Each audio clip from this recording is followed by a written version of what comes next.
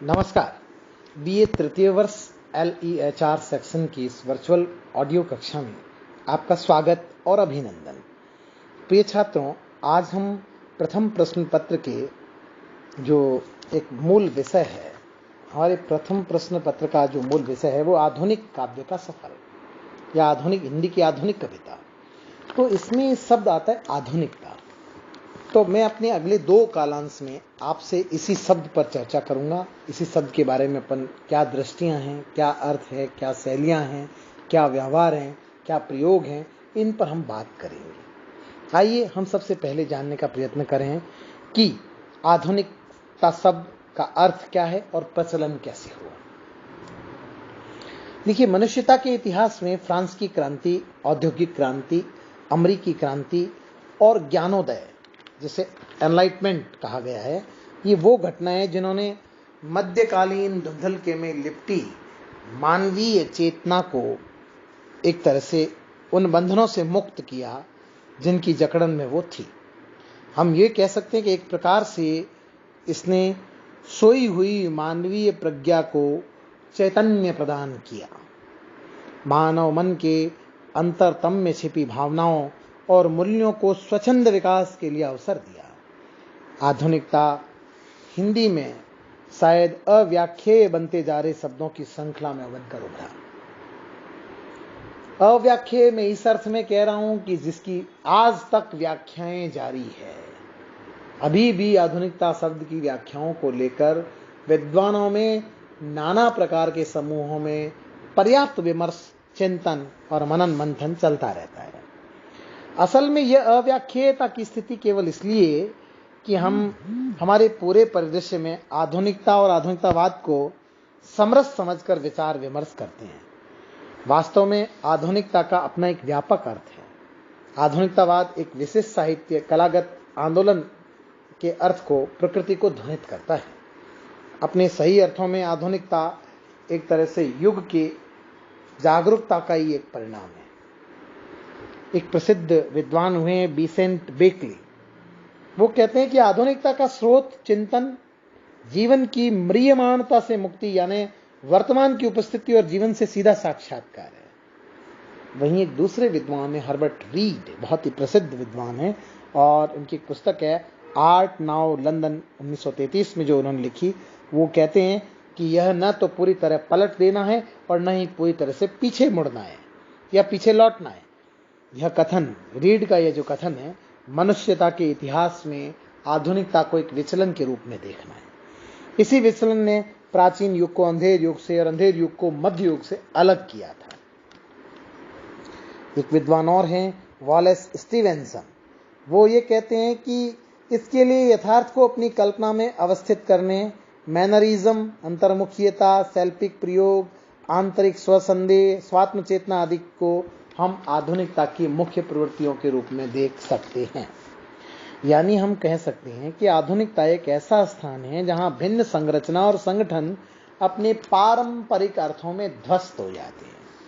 यहीं पर रेडिकल और अन्वेषी कलाओं का विचार जो प्रयोगशील है वो उभरता है, और शिल्प और सौंदर्य का आदर्श जो रोमांटिसिज्म के बाद पनपी एक रूपकीय संकट का धारण करता है, और इसलिए हम कह सकते हैं कि उसमें इतिहास को लेकर असंतुष्ट नजरिया है।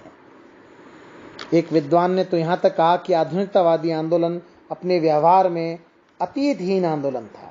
इसलिए आधुनिक कलाकार स्वयं अपने को एक विशिष्ट ऐतिहासिक दबाव में महसूस करता है, और वह इस दबाव से इसको दूर करने के लिए जो कृत्य करता है, ऐसे कृत्य करता है जो उसे संतोष प्रदान करते हैं। इसीलिए जेम्स जैसा विद्वान कहता है कि सांस के हर एक स्पंदन को उद्घाटन में बदलना होगा। यह भी आधुनिकता की एक बताया गया। इसी क्रम में फ्रांसीसी लेखक और उत्तर संरचनावादी आलोचक रोला बार्थ्स 1966 में लिखती हैं राइटिंग डिग्री 0 में। वो कहती है कि 1850 के आसपास क्लासिकल राइटिंग बिखर गई थी। उसके बाद संपूर्ण साहित्य फ्लॉबे से लेकर आज तक भाषा की समस्या मूलकता का साहित्य है। समय की बाहरी सीमाओं के बावजूद Cyril Connolly, Edmund Wilson, Richard Ellmann, Charles Feidelson, A Alvarez और आधुनिकतावादी विचारक इसको सघन सक्रियता का समय कहते हैं, और यह समय 1910 से लेकर 1925 के बीच का ठहरता है। हम कह सकते हैं कि आधुनिकता के अधिकांश विचारक इस सदी की तीसरे दशक को, 30 वर्षों को, प्रथम 30 वर्षों को, 3 दशकों को केंद्र में रखते हैं और उसी के आधार पर W.B. Yeats, James Joyce, T.S. Eliot, Ezra Pound, D.S. Lawrence, Proust, Thomas Mann, Paul Valery, Franz Kafka, इनको साहित्य केंद्र में लाते हैं। और हालांकि ये जो सघन सक्रियता जिसे मैंने कहा, इस सघन सक्रियता की अवधि को लेकर विद्वानों में मतैक्यता का अभाव है, पर लेखकों की सूची को लेकर किसी तरह की मतैक्यता का अभाव नहीं है। सभी एक मत रूप से इन लेखकों को स्वीकार करते हैं। वर्जीनिया वुल्फ इस सघन सक्रियता के प्रभाव को घटित हुए देखकर लिखती हैं और कहती हैं कि दिसंबर 1910 के आसपास मानवीय प्रकृति बदल गई, मानवीय रिश्तों में विचलन आ गया, नौकर मालिक के बीच, पति पत्नी के बीच, अभिभावकों और बच्चों के बीच मानवीय व्यवहार और संबंधों में परिवर्तन आया। तो यह तय था कि साहित्य, धर्म और राजनीति में भी आगे जाकर परिवर्तन आएगा। D.S. लॉरेंस ने अपने उपन्यास कंगारू में लिखा कि 1915 में पुराना संसार ध्वस्त हो गया। यह वह समय था जब समूचे विश्व में यह प्रवृत्ति शिखरारूढ़ थी और अति उत्साह से, जहां एक जर्मन आधुनिकतावादी ने यह कह दिया था कि कवि को आधुनिक हो जाने दीजिए, सिर से पांव तक आधुनिक, क्योंकि आधुनिक तत्व के माने आत्मविश्वास, सहिष्णुता के साथ मानव मस्तिष्क की उन्मुक्त अवस्था से हैं, जो अपनी तर्क मेधा से पड़ताल करते हुए प्रकृति के नियमों को ढूंढने का आग्रह भी रखें। असल में देखा जाए तो आधुनिकता, आधुनिक तत्व, सभ्यता के प्रति कटु दृष्टि, संस्कृति से मोह भंग है, एक प्रकार का निहिलिज्म है, सर्वनिषेध है। यह द्विध्रुवीकरण चेतना है जो अपनी समानता में जर्मनी और एंग्लो अमेरिकन लेखकों के साहित्य से उद्भूत हुई और अभिव्यंजनावाद के तत्व ने इन दोनों में किसी प्रकार का अत्य संबंध बनाए रखा, जिसका बाद में विरोध हुआ। इस तरह से हम कह सकते हैं कि आधुनिकता हमारी कला है। यह वो कला रूप है जो हाइजेनबर्ग के अनिश्चितता सिद्धांत से निकलकर डार्विन, फ्रायड, मार्क्स द्वारा पुनर्व्याख्यायित कर दिए गए और प्रथम युद्ध के विनाश से हुए निकली कला या कला रूप है। दूसरी, इसको आगे हम देख सकते हैं कि आधुनिकता की यह जो प्रवृत्ति है वो प्रभाववाद, घनवाद, भ्रमवाद, भविष्यवाद, अभिव्यंजनावाद, दादावाद, अति यथार्थवाद आदि से निश्चित काल के मतलब परिणाम स्वरूप हमारे सामने आई है और इसने मानवीय प्रज्ञा और चेतना को एकदम से उगाड़ कर हमारे सामने रख दिया। साधारण शब्दों में हम कहें तो आधुनिकता शब्द आते हैं हम इसे परंपरा का विरोधी मानते हैं, पर यह परंपरा का विरोधी नहीं है, बल्कि एक प्रकार की नई संवेदनाओं के उभार का समय है। अतीत या परंपरा के प्रति उनके सम्मान को अतीत राग नहीं माना जाता, इसलिए ये परंपरावाद का विरोध करती है, परंपरा का विरोध नहीं करती। परंपरा को बीते हुए मूल्यों की तरह जो बरतते हैं उसका विरोध करती है। जो बदली परिस्थितियों में पंगु हो गई है, हथियार हो गई है, यहीं से परंपरा और रूढ़ी का विभेद स्टार्ट होता है या प्रारंभ होता है और ये उस भेद को अच्छी तरह से पहचानती है। तो ये एक तरह से हमारे सामने इसको रखती है। यानी आधुनिकता काल के साथ एक निरंतर गतिशील होने वाली प्रक्रिया है और काल की दृष्टि से भारतीय आधुनिकता 19वीं शताब्दी के उत्तरार्ध में जन्मी उगी दृष्टि है, किंतु मध्य युग की महान विभूतियों को अपने समय में आधुनिक नहीं कह सकते।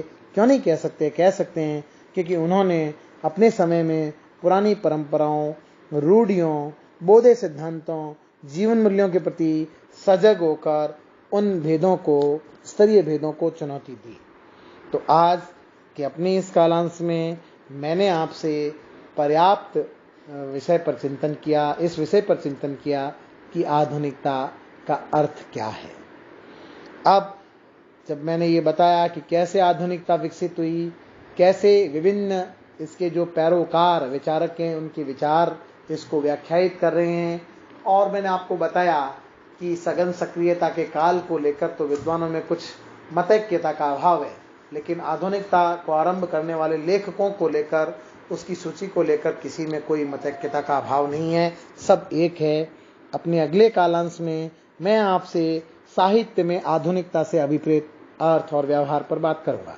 यानी ये आधुनिकता जो अभी हमने अवधारणात्मक और काल विभेद के कालक्रम के संदर्भ में समझी, वो साहित्य में जब आधुनिकता को हम इस्तेमाल करते हैं तो किन अर्थों में, किन संदर्भों में उसे परिभाषित करते हैं, व्याख्यायित करते हैं, उसे जानने, समझने और देखने की कोशिश करते हैं। इस पर हम पर्याप्त विचार और विमर्श करेंगे अगले कालांश में। तब तक आपको जो मैंने ये व्याख्यान दिया है उसके आधार पर आप विभिन्न पुस्तकों और विभिन्न साइटों के माध्यम से ज्ञान अर्जन करते हुए अपने सवालों को तैयार कीजिए ताकि उनसे हम रूबरू होकर आगे बढ़ सकें। नमस्कार, धन्यवाद।